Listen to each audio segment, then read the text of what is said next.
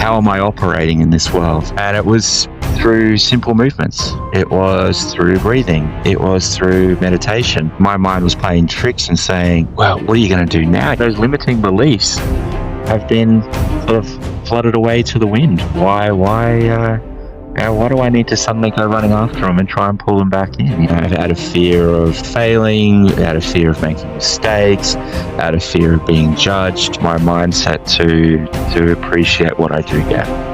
And that's the next step of the journey. Hello everyone, welcome to today's conversation. And we have Christian here with us from Healing Warrior Tribe.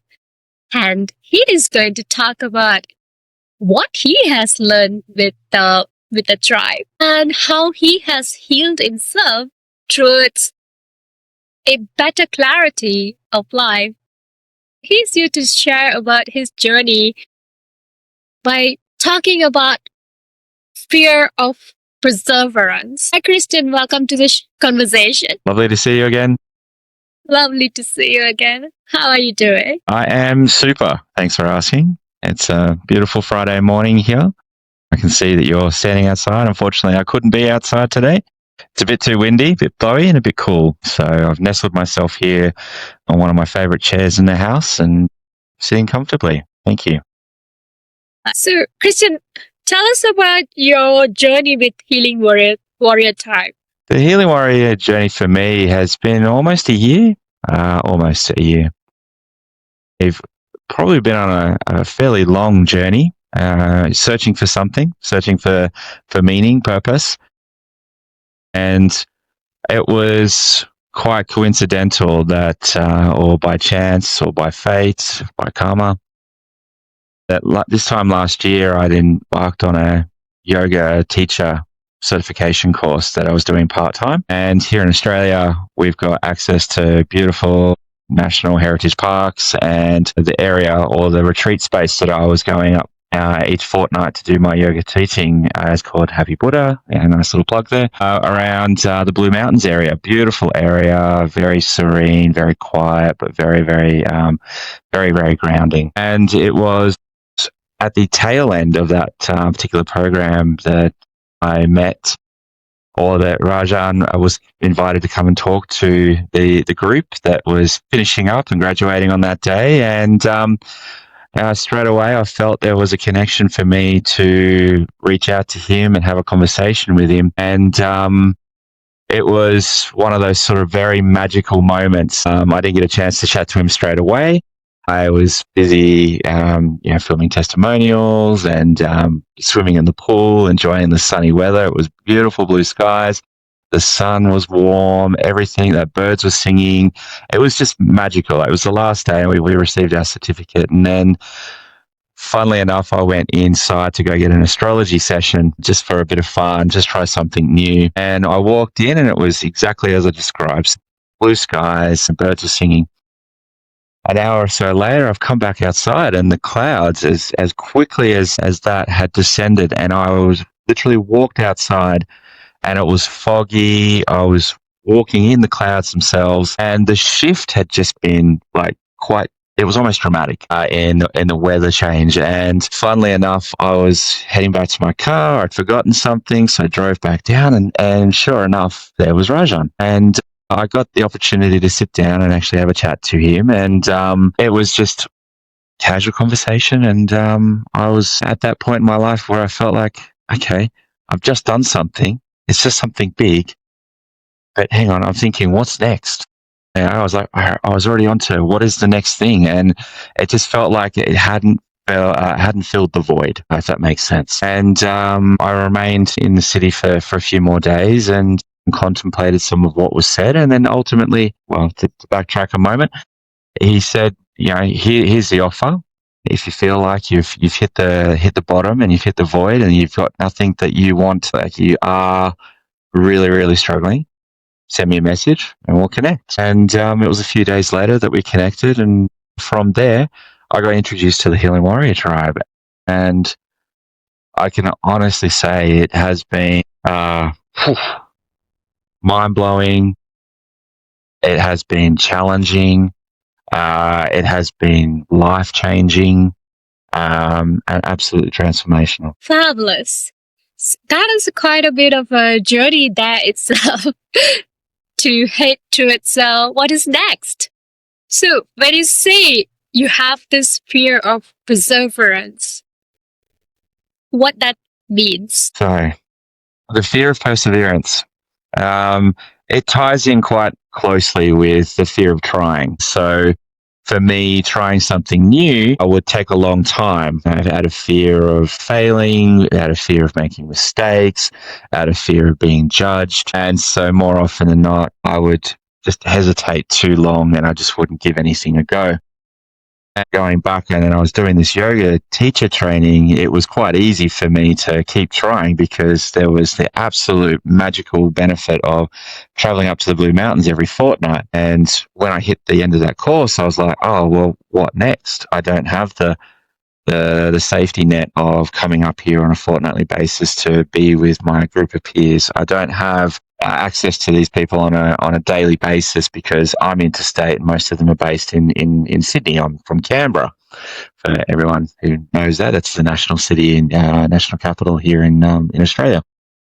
So I actually felt kind of like I just had this beautiful, safe bubble that I was able to learn and grow, and then it just suddenly slipped away. And so it made it, for me, my mind was playing tricks and saying, well, what are you going to do now? You're not going to be able to succeed as a yoga teacher. You're not going to be able to go back down to Canberra and, and because you don't know anybody, maybe you got to do this and maybe you got to do that. And so I was just in this whole point of conflict. And then the whole aspect of just giving it a go was suddenly replaced by this massive fear of now needing to do it on my own. And that was the biggest thing. I have to do it on my own. Yes, I've got the support. Yes, I've got connections with the team and it's great with my peers and it's great, but it's all digital. And it's not something that I relate to more so. I'm very much that people person. I want to be able to connect with you face to face, in person, and it just has more meaning for me. So when I engaged in the Healing Warrior Tribe, it was more than just feeling connected to a tribe. It was feeling connected to a purpose. It was that journey space. It was the next step on my journey, and I felt that there was a strong pull for me to continue doing what I'm doing and just allow myself to give it a go. And so when I was giving it a go, I learnt so much just in the first month, 2 months, 3 months about who I am as a person, what I'm doing, where am I going, how am I operating in this world. And it was through simple movements. It was through breathing. It was through meditation. It was having a play, just trying something new and just reminding myself that I don't have to take life so seriously.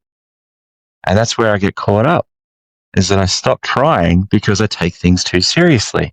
When I take things too seriously, I stop doing the things that I enjoy and I feel I have to be too serious and I have to do it this way and I have to do it that way and I have to take this person's guidance or that person's advice. Whatever that happens, it happens to be that I've just picked up now. And it's been one of those magical years. And you and I have spoken previously about how things can change. And I can honestly say in almost 12 months, the amount of change has been so rapid. It's been so overwhelming that when I look at what I have access to, what opportunities have become available, what things that have opened up for me, my eyes have become a lot wider to opportunities that are becoming more and more visible to me. It's been through that application of this practice. It's been through showing up on the mat every morning, doing the practice, listening to the tutorials, embracing the knowledge that is shared.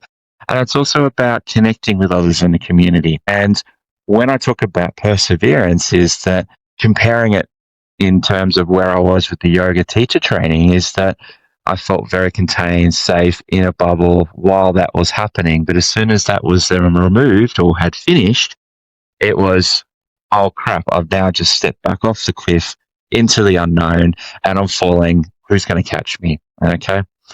And then being able to pick myself up again after falling has been one of those big things from being able to turn up every day. So when I say fear of perseverance, it's been how do I apply what I've learned? How do I do this practice on a daily basis? Not necessarily knowing what the outcome might be, but knowing that I'm still on a journey. And the other piece that I'll add to that is that separation from life is not all about hitting outcomes or trying to reach a means to an end. It's about taking those steps in the journey. And that was something that I've completely overlooked in the lead up to where I am right now. I had the yoga teacher training, and I'll use this as probably a guiding light as a reference here. It had a beginning and it had an end, but then I was fearful of what that sort of next stage in the journey is without a little bit of guidance, without a little bit of support and a little bit of courage to be able to take those next steps. Wow, that's quite a bit of journey out there. What do you think shifted you into this clear mindset? You'll hear this a lot. You can't put it into words, where that shift has come from. For me, it never came down, or it hasn't come down to any real defined moment. For me, it's been gradual shifts, and I want to say it comes down more so to allowing myself to be more open, being more open to receive, being more open to learn, being more open to be able to just have a play, smile along the way, and just appreciate what I do have. We could go off in many different roads around where it is that this shift has sort of come from. But for me, it was a belief that there's a higher reason for me to be here. And I know it's not climbing. I know I was very big on not, the knots. This is not what I want. This is not what I need. This is not what I want to do. Okay, well, hang on. Let's flip that. What do I want to do? What do I want? Where would I like to go? It was really just putting that out there, that energy out there about what it is that I want. Let's start simple. What do I want? And I come from a Western society, so I stuck to the standard themes of, let's see, okay, I want to enjoy my job. I'd like to earn more money. I'd like to go traveling. Okay, so throughout the year, I go, all right, well, there was a massive shift in the way in which I was working with others.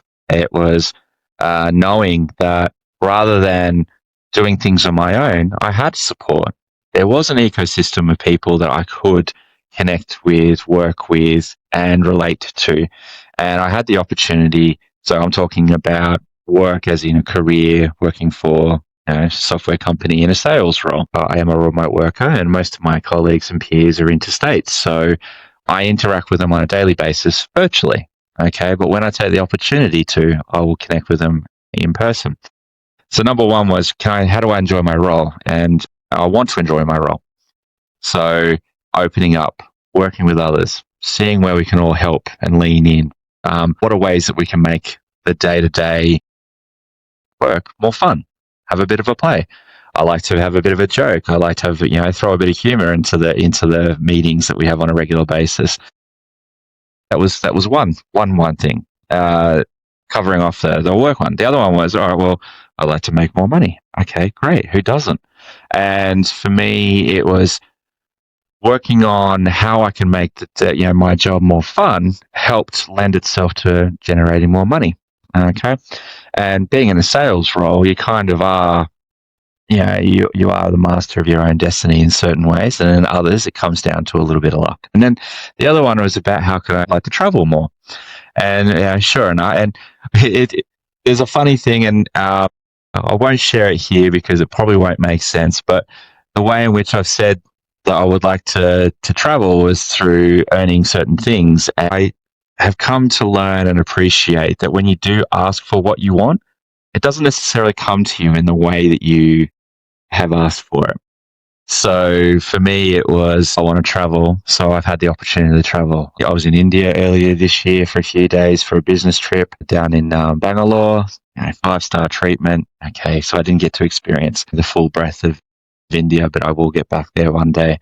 I've been to Melbourne and Sydney multiple occasions. I've gone up to the Blue Mountains again, and I was able to train in person with Rajan through a Karalakate retreat. And then even middle this year, when it was freezing cold here in Canberra, I was able to take the opportunity to travel up to the north parts of Australia to Darwin and escape the winter into the nice hot weather. So for me, I was like receiving all these wonderful things based off of what I want. So when I'm putting the energy out there, I'm receiving what I want. When I don't want things, and which is the lesson that or the point that I'm illustrating here, is that I was living a life of I don't want this, I don't want to be like that person, I don't want to receive this, and yet here I was receiving it. But when I say this is what I do want, this is what I really would like to do, and this is where I want to go, I was doing it. And then that kind of spiraled into, all right, I actually want to be able to express gratitude for what it is that I am receiving. And then that in turn has become a daily practice as well. Rather than feeling overwhelmed and feeling like the whole shift and opportunities that come in my way, rather than saying, stop, I don't need it anymore, it was, all right, how can I shift my mindset to appreciate what I do get? And that's the next step of the journey. We always hear that when I wish for something, ta-da, because I'm aligned with the universe, I got what I wanted and whatnot. But the shift of the mind after starting your practice with Karlakate, it wasn't for the body, isn't it? It was for the mind. And your mind shifted in a way. Would you like to describe to us what is this mind shift that happened while you're working out on your body, which I've never heard before until I started doing this ancient warrior arts? It is quite remarkable. In the early stages of this practice, there's a lot of incongruency. So the mind is trying to repel, it's trying to resist. It knows something is happening, but it's still trying to attach itself to whatever was happened before.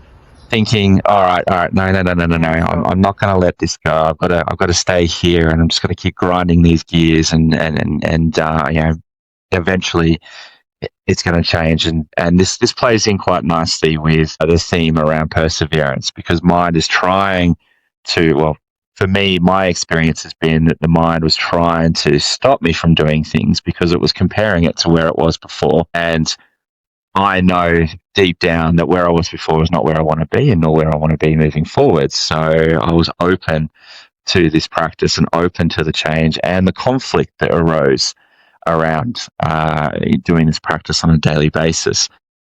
So my old approach to things was just push through.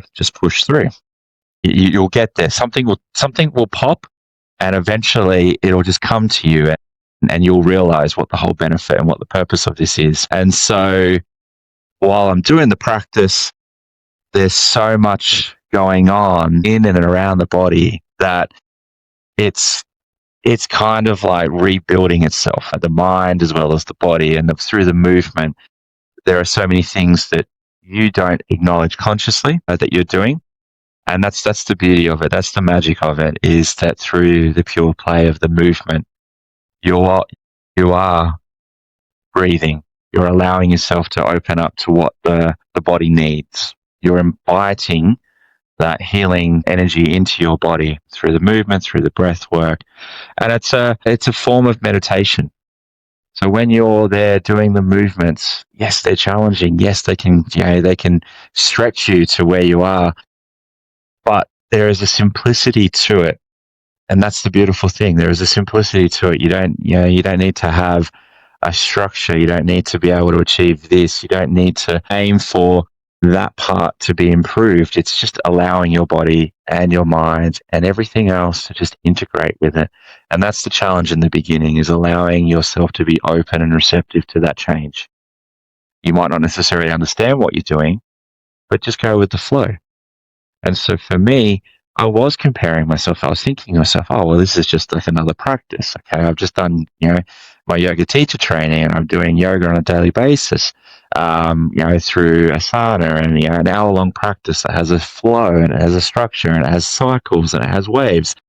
With this, with a healing warrior, it's all about just that subtle body energy around how you are shifting it, what you're doing to allow things to move without actually having like this forced intention. And so in the beginning, I was treating it like this as an exercise, and then I was able to enroll in the mental clarity course, which helped frame a lot of the learnings about the mind and the integration and how one integrates with another. So you go into a gym, and you're going in there thinking that you want to get stronger lats in your back. You want to be able to get your bigger biceps. You want to be able to have bigger glutes. So you have that nice curvy bum. You got your strong quads, and then you got your curvy calves as well. So all of that is just like built into this nice little structure. It's in a nice little box, and you go in there and you do the standard, you get your calories into your protein, your fats, all that sort of stuff, and you sort of like you've sort of ingrained in that structure of things because that's what you're told. You read it in the olden days. I say olden days, not being that old. You used to read it in a magazine. Now you just have all these influencers online going, oh, you should do it this way, or you should do it that way because this is what worked for me. And so you're trying to push yourself in and fit within that structure. And then you get tired and you get annoyed because it's not working for you. You feel it's not working for you. And it generally comes down to it's not working for me fast enough. Okay. And so I've done I've done the powerlifting, I've done the triathlons, I've done all these other wonderful things that test the body in different ways. But then when I come back to the simplicity of this practice, it's you show up on the mat and you just allow whatever's happening to happen. You sit at the end. Shavasana, everyone loves Shavasana. Everyone knows Shavasana. Everyone just loves to just lie down there. And I take advantage of that wherever I can. After a practice, like even this morning, okay, after the video's finished and, Shavasana and everything, we've checked out and stuff. No, I'm going to lie here for a little bit longer. I'm not ready. I'm still integrating the practice and allowing it to be. It's through the practice that you can allow yourself to get that discipline, to persevere, to apply yourself, to be able to just go with the flow. Don't let mind judge what you're doing. And that's the key is in the beginning, mind's trying to judge what you're doing. Mind's trying to repel and resist what you're trying to do. It's trying to go back. It's like, come back. No, come back. I want you back over here. This is what I'm used to. This is what I'm comfortable with. This is like my warm blanket. And I'm going, no, I've had enough of that. I'm really enjoying this. I'm really liking what I'm doing right now. I'm going to keep doing this because I know here, and I just know holistically that this is working for me. And through that practice, I am able to do so much more. It's allowing me to be open, receptive, and seeing so much more. Beyond that, I don't need the blanket anymore. I'm pulling it all the way off and I'm just throwing it to the side. It's on the back of the chair now. I don't have it wrapped around me. Okay. That's brilliant. Let's talk about how the mind still trick us. Do you by any chance have given in to your mind when it said, no, not today? And why that happens, how that happens, and what you do to come back to your center again?